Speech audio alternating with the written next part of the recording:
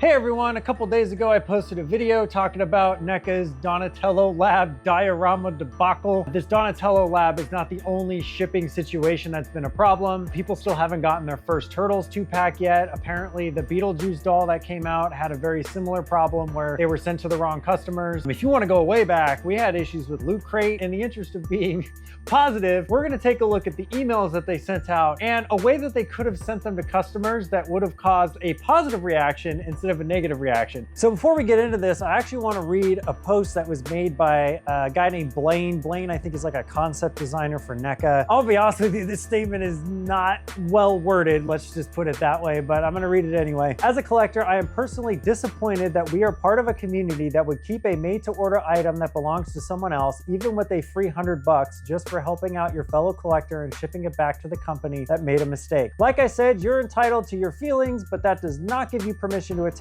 people's personal pages. Please be respectful. There are people behind those screens. So I agree with that last paragraph there. There was a guy named Randy who used to do social media for NECA, and somebody doxed him. Pictures of his kids, his address, all this stuff was put all over social media, and the guy kind of like disappeared for a while, and NECA's social media went quiet for a while. And I don't really think harassing individual NECA employees is going to accomplish anything. Like he said, they're just dudes. With that said though, he just shouldn't have made this statement at all. It's not acknowledging the reason why people are mad. I don't think people are really mad because they were being asked to send back a duplicate item. The main reason they're mad is because you are threatening to charge their credit card for something they did not purchase. You are basically trying to guilt trip them into sending it back, and then you're threatening to blacklist them from ordering from your website. That's why people are upset. And none of that is addressed in this statement. So I mentioned in my last video that I used to work in customer service. I wrote up a couple of different versions of the emails that they sent out. I'm gonna read them here to you. Thank you for being a loyal NECA customer. We had an unfortunate and unexpected error at our shipping facility, which resulted in you receiving an additional Donatello Sewer Lair Lab diorama by mistake. We sincerely apologize for the mix-up and confusion. Due to this error, we lack the proper amount of dioramas to fulfill remaining orders for other customers who purchased this item. We are hoping you could please lend us and your fellow collectors a hand by returning this additional diorama. We will provide you with a prepaid shipping label from FedEx so you can easily send it back to us. We understand taking time out of your day to help us is far from convenient, so as a big thank you for your assistance, we will be placing a $100 NECA store credit on your account once the diorama is received. A side note here, but if you are unable to print a label yourself, be sure to visit a FedEx Kinko's, as some FedEx shipping centers do not offer label printing. Thank you again for your understanding and cooperation as we work to correct this mistake.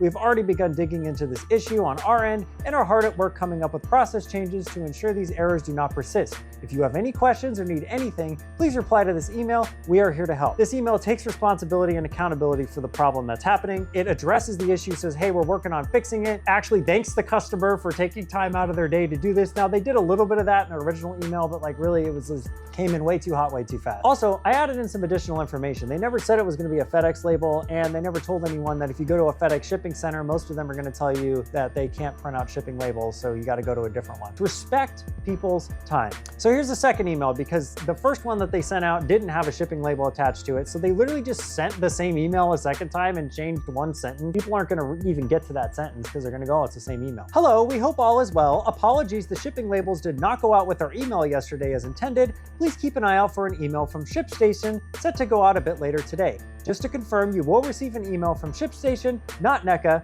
Be sure to check your spam folder if you do not see it by EOD. If you do not receive any label at all, please reply to this email and we will get you sorted out. Thank you so much for your understanding. So here's the problem. They sent out the shipping labels, but they did not send them out from a NECA email. It was from ShipStation, so they might not have even noticed that they got it. It could have went in their spam folder. I'm seeing a lot of people going, I never got the shipping label, so I can't even send this back. Easy way to solve that problem. Give your customers information. It is not difficult. The third email that they sent out was probably the most inflammatory because that was the one that had the most threats. Here's a way you can do it a little bit nicer. Hello, our records show you should have received your shipping label from ShipStation. You can follow the below steps to easily send the diorama back to us. As mentioned in our first email, once we receive the diorama back, we will issue a $100 credit to your NECA store account. We at NECA and our community of fellow collectors thank you for your assistance. Please let us know if you have any questions. We are here to help. Instead of threatening people, you're saying, hey, listen, you're helping us out. We appreciate it. Here's a $100 credit. Real simple, not complicated. The point of these emails really was just to establish, hey, listen, you know, there was a problem. We're asking you to fix it. threats don't need to be made. I would like to think they were smart enough to actually look into this and make sure that it's, legal to charge people's credit cards without their consent or blacklist people from their store. I don't really know how all that stuff works. The point is there was a better way to do this. It took me 15 minutes to write those emails. So you let me know down in the comments, if you received those emails instead, would you feel better about this situation? Because personally, I feel like companies treating their customers like human beings and not walking wallets is a good way to keep brand loyalty. Because at the end of the day, people just want one simple thing.